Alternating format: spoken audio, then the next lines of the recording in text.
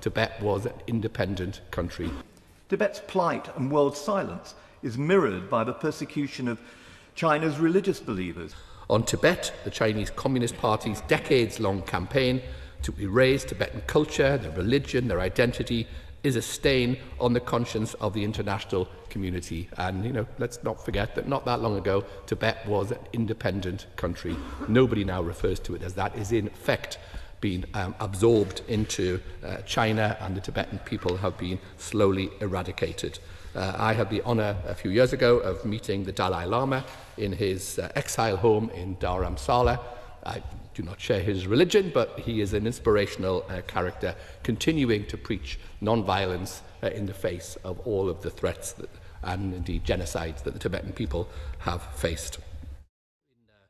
In Tibet, the CCP continues its campaign of cultural erasure.